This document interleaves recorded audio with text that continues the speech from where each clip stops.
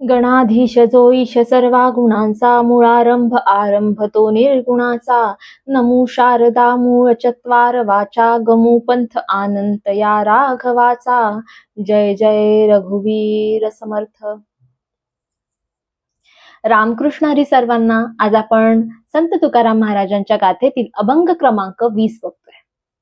दुजे खंडे तरी उरला तो अवघा हरी, आपणा बाहेरी न लगे ठाव धुंडावा. इतुले जाणा वया जाणा, कोड तरी मने मना, पारधीच्या खुणा जाणतेनेची साधावा. देह आधी काय खरा, देह आधी काय खरा, देह संबंध पसारा. बुजगावणे चोरा, रक्षणसे भासते. तुका करी जागा, नको वासपू वाऊगा. तुका करी जागा, नको वासपू वाऊगा. आहेची तू अंगा, अंगी डोळे उघडी. ज्ञानाने भरलेला असा हा 20वा अभंग आहे. काय सांगितलंय? तुकाराम महाराज म्हणतात, दुजे खंडे तरी उरला तो अवघा हरी. ज्या वेळेस द्वैत संपून जातं, दुजे खंडे तरी, त्यावेळेस जे उरलेलं असतं, द्वैत संपल्यानंतर सुद्धा काही उरतं, तो म्हणजे विष्णूच होय. म्हणजे अद्वैत उरतं, सगळीकडे तो विष्णू भरलेला आहे याचं ज्ञान होतं. आपणा बाहेरी न लगे ठाव धुंडावा. मग त्यावेळेस आपण स्वतःच्या ठाई सुद्धा त्याला बघू शकतो. त्यासाठी आपल्याला दुसरीकडे कुठे फिरावं लागत नाही, त्याला दुसरीकडे धुंडावं लागत नाही. इतुले जाणा वया जाणा, कोड तरी मने मना. आता बघा, जर तुमच्या मनात इच्छा असेल तर जाणून घ्या. कोड तरी मने मना, ही जी खरी खूण आहे, ह्याचं रहस्य जे आहे ते खरं मनाजवळ आहे. तुमचं मन कसं आहे? तुमचं मन निर्मळ आहे का? तुम्ही निष्काम भावनेने कर्म करताय का? याच्यातून खरा जो आनंद आहे, याच्यातून खरा जो परमात्मा आहे तो तुम्हाला मिळणार आहे. जसं आपण आधीच्या 17व्या अभंगात बघितलं की विचारांचं महत्व कसं आहे, तसे तुमचे विचार, तुमच्या मनातल्या इच्छा या सगळ्यातून ठरणार आहे की तू या अद्वैत परमात्म्याशी ऐक्य कधी पावशील.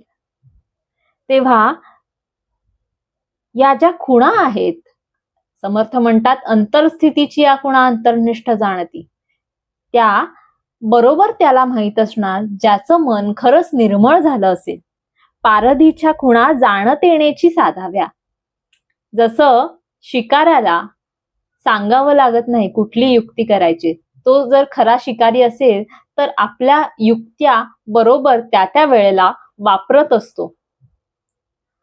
देह आधी काय खरा, देह संबंध पसारा. देह आधी काय खरा आहे? हा जो देह आपल्याला मिळालाय तो काय खरा आहे? लहानपणापासून बघा, लहान होतो आपण तेव्हा छोटा देह होता, कोमल होता. हळूहळू आपण मोठे झालो, शरीर वाढलं.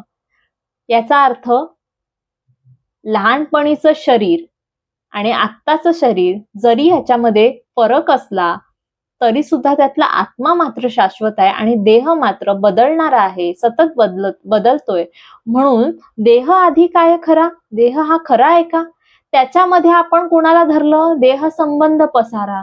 आता या देहाच्या संबंधित जे नातेवाईक वगैरे आले, या सगळ्यांना सुद्धा आपण खरं मानलं.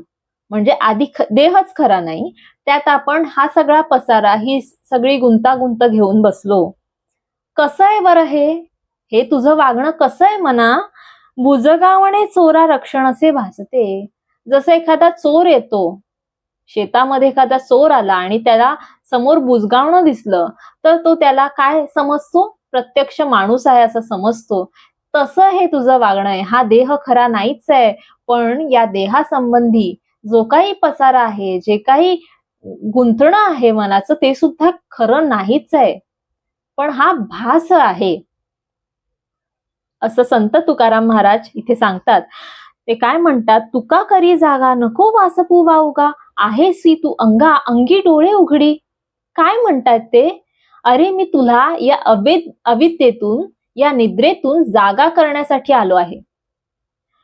पण तू निष्कारण दुःखी होऊ नकोस. तू स्वतः त्या हरीचं, त्या परमात्म्याचंच रूप आहेस. तुझ्यामध्येच तू परमात्मा आहे. तेव्हा जरा डोळे उघडून पहा.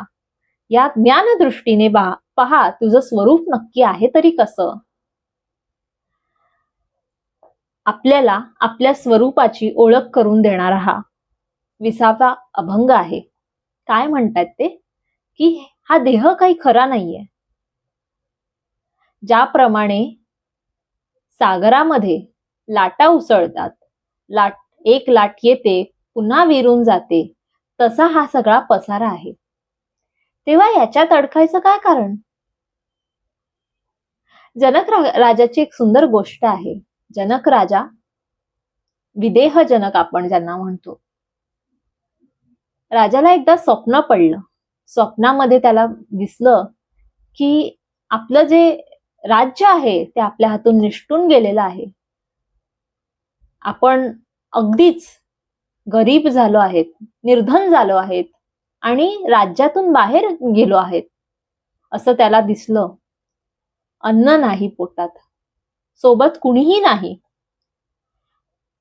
सर्व दूर झाले आणि ह्याला लागलेली भूक. राजाला स्वप्नामध्ये भूक लागलेली. तो दिवसभर भटकला पण त्याला काहीही मिळालं नाही. शेवटी दिवसाच्या शेवटी त्याला थोडंसं राहिलेलं असं अन्न मिळालं आणि राजाने विचार केला, आता आपण आपलं संध्या करूया आणि त्यानंतर हे भोजन जे आहे ते प्रसाद म्हणून ग्रहण करूया. म्हणून त्याने ते भोजन, ती पत्रावळी खाली ठेवली आणि तितक्यात कावळा आला एक आणि त्याने ती पत्रावळी उचलून नेली. त्याचा जो घास होता तो उचलून नेला. राजा कासावीस झाला. राजाकडे काहीच नव्हतं. त्याने काहीच खाल्लं नव्हतं. केवळ तो दिवसभर भटकत होता. या कष्टाने राजा जागा झाला आणि बघतो तर काय, आपण सुंदर राजमहालात आहोत आणि राणी येते, विचारते काय झालं, एवढ्या अचानक उठण्याचं कारण काय. राजा स्वप्नाबद्दल सांगतो.